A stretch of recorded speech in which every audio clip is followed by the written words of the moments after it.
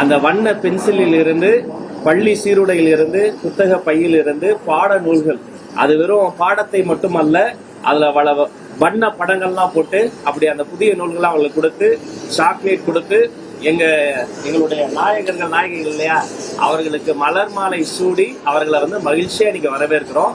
இந்த இணைய நிகழ்வில் பங்கெடுத்த என்னுடைய செயலாளர், என்னுடைய துறை அதிகாரிகள் மற்றும் நம்முடைய ஆசிரியர் பெருமக்கள் அத்தனை பேருக்கு என்னுடைய வாழ்த்துக்களையும் வணக்கங்களையும் தெரிவிச்சுக்கிறேன். 4 லட்சம் மாணவர்களை சேர்க்கின்ற இலக்கை வைத்து போகிறோம். கிட்டத்தட்ட 1.5 லட்சத்தை ஆல்ரெடி தாண்டிட்டோம். இனி வரும் காலங்கள் அடுத்தடுத்த வாரங்கள்ல இந்த இலக்கை நோக்கி நாங்கள் பயணம் செய்துள்ளோம்.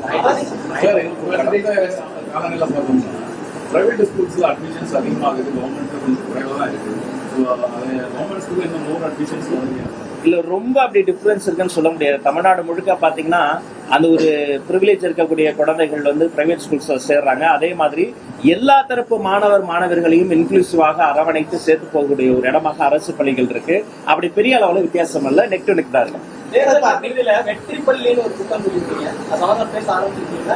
ஆய்வு பணிகள் செய்து கொண்டிருக்கிறோம். ஒவ்வொரு பள்ளியுமே வெற்றி பெற வேண்டும், அந்த வெற்றி பள்ளியும் வர வேண்டும். அதற்கான அறிவிப்பு விரைவில் நிறைய இடங்கள்ல பண்ணிருக்காங்க. இப்ப அடுத்ததா எத்தனை கைண்ட் ஆஃப் மாடல் ஸ்கூல்ஸ் நம்ம கொண்டு வர போறோம், என்னென்ன பிளான்ஸ்? இன்ஃபேக்ட் நான் முதல்ல போட்ட கையெழுத்து, முதல் 2 கையெழுத்து போட்டேன்.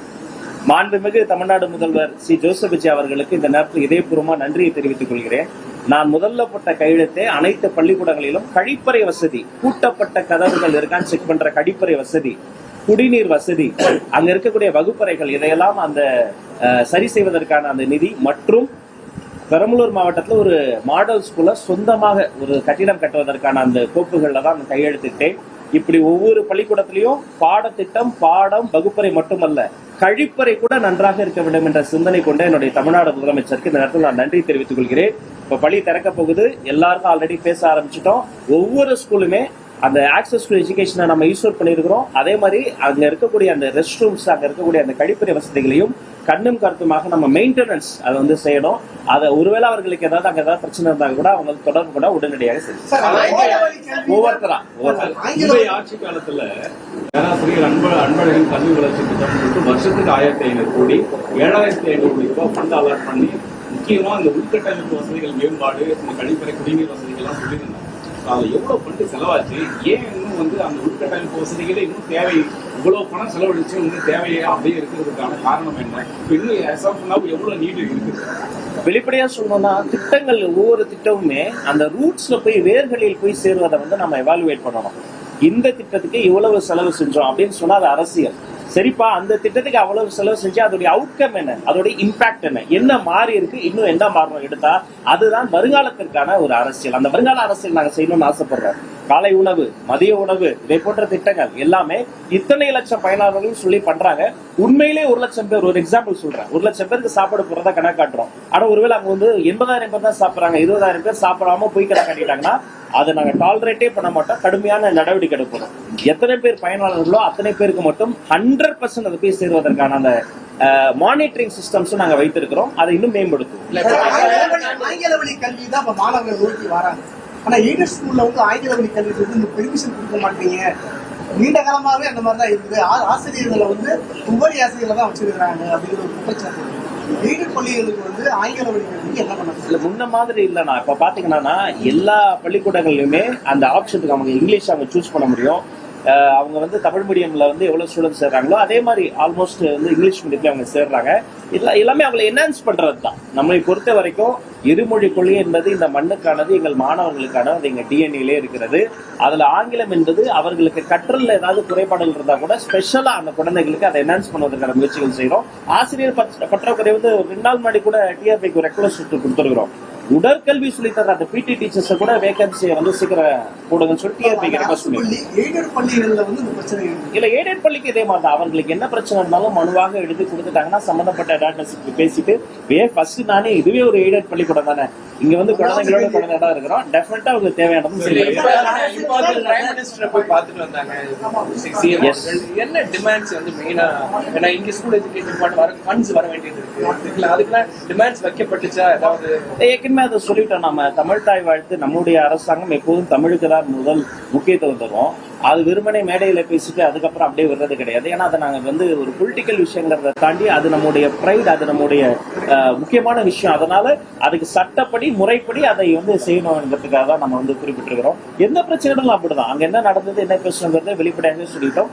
எல்லாமே இந்த மாநிலத்தின் நலம், இந்த ஸ்டேட் வெல்ஃபேர் தான் நம்முடைய ப்ரையாரிட்டி. அதை முன்னிறுத்தி பல விஷயங்கள். ஏன்னா நீட் எக்ஸம்ஷனும் ரொம்ப நாளா கேட்டுக்கிட்டே இருக்கோம். வந்து விஜய் சார் வந்து அது பயங்கரமா இது பண்ணியிருந்தாங்க. இப்போ அதுல நம்ம என்ன ஸ்டாண்ட்? இல்ல, அதுவுமே அதே தான். நம்ம வந்து எல்லா ஆய்வு பணிகளையுமே நிறைவு செய்து சில விஷயங்களை சட்ட ரீதியா போராடுறோம், சில விஷயங்களை சட்டமன்றத்துல வச்சு போராடுறோம், சில விஷயங்களை மக்கள் மன்றத்துல வச்சு போராடுறோம். ஆனா இது அதிகாரத்துல நிர்வாகத்துக்குள்ளார இதுவரைக்கும் இந்த மண்ணுக்காக, இந்த தமிழ்நாடு மக்களுக்காக எல்லாருமே இந்த ஃபார் தி பீப்புள்னு எடுத்த ஸ்டாண்ட் அதே ஸ்டாண்டு தான். அதுல கட்சி பேதமோ கட்சி பாகுபாடோ கிடையாது.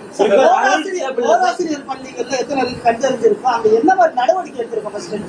ஓராசிரியர் பள்ளிகள் அடையாளம் காணப்பட்டு இன்னும் சில பள்ளிக்கூடங்கள்ல ஓராசிரியருக்கு மேல அங்க இருக்கக்கூடிய அந்த ஸ்டூடெண்ட்ஸ் கெப்பாசிட்டி, இத்தனை ஸ்டூடெண்ட்ஸ்க்கு இவ்வளவு ஆசிரியர் ஒரு ரேஷியோ இருக்கு. அது அப்படி சமம் இல்லாமல் அந்த ரேஷியோ ஒருவேளை பிள்ளையாக இருந்தாலும் பல காரணங்கள் இருக்கும். ஒண்ணு நிதி பிரச்சனையா இருக்கும், இல்லைன்னா நிர்வாக பிரச்சனையா தான் இருக்கும், இல்ல சமூக பிரச்சனையா இருந்தாலும் அதை அடையாளம் கண்டு சமூக பிரச்சனையா இருந்தால் உடனடியாக சம்பந்தப்பட்ட அதிகாரிகளுக்கு பேசி சரி செய்ய உத்தரவிட்டு இருக்கிறோம். வேற நிதி பிரச்சனையா இருந்தால் அது இன்டர்னலா நம்ம பினான்ஸ்ல எல்லாம் நாங்க பேசி அதை சரி செய்ய விரைவில் அடைக்க நடவடிக்கை எடுப்போம் அப்படின்னு சொல்லிட்டு போதுமான ஆசிரியர்கள் இல்லாதனால ஸ்கூல் கரெக்டா மெயின்டைன் பண்ண முடியல. இல்ல ஆசிரியர்கள் தான் எங்களுக்கு, அதாவது எப்படி எங்களுக்கு ஸ்டூடெண்ட்ஸ் பேரண்ட்ஸ் அவர்களுக்கு முக்கியமோ ஆசிரியர்கள் எங்களுக்கு முக்கியம். அந்த ஆசிரியர் இல்லைன்னா நாங்க யாருமே இங்க வந்து உட்கார முடியாது. நானே ஒரு ஸ்லோ லேர்னர், நானே ஒரு ஆவரேஜ் ஸ்டூடெண்ட், இங்க வந்து உட்கார்ந்ததுக்கு என்னோட டீச்சர்ஸ் தான் காரணம். பட் எல்லா பிரச்சனையுமே உடனடியாக சமாளிக்க முடியாம சில டீச்சர்ஸோடைய சங்கங்கள் இருக்கு, சிலவங்க வந்து கோர்ட்டுக்கு போயிட்டாங்க. பல்லாயிரக்கணக்கான கேசஸ் வந்து நிலுவையில் இருக்கு. அப்படி நம்ம உடனடியாக அதுக்கு வந்து நம்ம எதுவும் பண்ண முடியும். பட் நம்ம கெப்பாசிட்டியில் இருந்தாலும் உடனடியாக தீர்க்க முடியுமோ அதை உடனடியாக பண்ணிட்டோம். நீதிமன்றத்தில் இருக்கிறத சட்ட ரீதியா ஆய்வு பண்ணிருக்கேன் அப்படின்னு சொன்னீங்க. பள்ளிகள்ல பெண் குழந்தைகளுடைய பாதுகாப்புக்காக என்ன மாதிரியான நடவடிக்கைகள் எடுக்க போறீங்க? ஏதாவது குழந்தைக்கு பாதிப்பு வருது அப்படின்னா அந்த குழந்தை எப்படி ஆசிரியர்கிட்ட சொல்ற மாதிரியான ஏதாவது வழிமுறைகளோ இல்ல அவங்களுக்கான ஒரு இன்ஸ்ட்ரக்ஷனோ கொடுத்திருக்கீங்களா இது வரைக்கும்? நல்ல கேள்வி சிஸ்டர். நம்முடைய புதிய பாடநூலை திறந்த உடனே முதல் பக்கத்திலேயே 2 நம்பர்ஸ் நம்ம வந்து பப்ளிஷ் பண்ணியிருக்கோம். அந்த நம்பர்ஸும் சும்மா பயமுறுத்தமா இருக்காது. அவங்கள வந்து அந்த குழந்தைகளுக்கு ஏதாவது பிரச்சனைனா உடனடியாக அவங்க அந்த நம்பர்ஸ் கால் ஃப்ரீ நம்பர்ஸ் அப்ரோச் பண்ண முடியும். அடுத்த பக்கத்துல பாத்தீங்கன்னா இந்திய அரசியலமைப்பு சட்டத்துடைய அந்த தகவலையும் போட்டிருக்கிறோம். இப்ப போக்சோ பொறுத்த வரைக்கும் போக்சோ மாதிரி வழக்குகள்ல அது ஒரு பெரிய வரப்பிரசாதம். அதை எப்படி எக்ஸசைஸ் பண்ணோம், அதை எப்படி நாம வந்து ஃபாலோ பண்ணுங்கிறதுக்கு ஆசிரியர்களுக்கு நாங்க வந்து பயிற்சி கொடுத்துருக்கிறோம். ஒரு குழந்தைக்கு அது மாதிரி ஏதாவது தொல்லை வந்தா அந்த மோஸ்ட் ஆஃப் தி பெரும்பாலும் பாத்தீங்கன்னா போக்சோ கேசஸ் ரொம்ப தெரிந்தவங்க மூலமாவே வரும். அறிந்தவங்க மூலம் பக்கத்து வீட்டுல இருக்காங்க, ஒரு டிஸ்டன்ட் ரிலேட்டிவ், சம்டைம்ஸ் அந்த இன்ஸ்டிடியூஷனுக்குள்ள இருக்கவங்க மூலமாவே வரும். அப்படி வந்தா அவங்க யாருக்கிட்டையும் அந்த டோல் ஃப்ரீ நம்பருக்கு கால் பண்ணாலே உடனடியாக நடவடிக்கை எடுப்பாங்க. என்ன நடவடிக்கை எடுப்பாங்க? இதுல 4 துறை சம்பந்தப்பட்டிருக்கு. ஒண்ணு அந்த பள்ளிக்கல்வித்துறை, அந்த விக்டிமோட நிற்போம், அந்த விக்டிம்க்கு என்ன நீதியோ அது வாங்கி தரதை நிற்போம். 2 காவல்துறை, யூனிஃபார்ம் இல்லாம அந்த குழந்தைய விசாரிப்பாங்க, நேர்ல கூட கிடையாது, ஒரு வீடியோ கால்ல கூட ஒரு பெண் அதிகாரி தான் விசாரிப்பாங்க. 3 நீதித்துறை, மத்த கேஸ் மாதிரி கிடையாது சிஸ்டர், 12 மாசத்துல நீதி நிலைப்பாட்டப்படும்.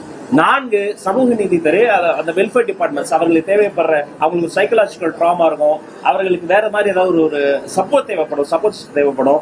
அதெல்லாம் துரிதமா வேற எப்போதும் இல்லாத அளவுக்கு இப்படி ஒரு குஹியரன்ஸோட ஒரு கொலாபரேட்டிவா இவ்வளவு டிபார்ட்மெண்ட்ஸ் வேலை பார்க்கறோம்.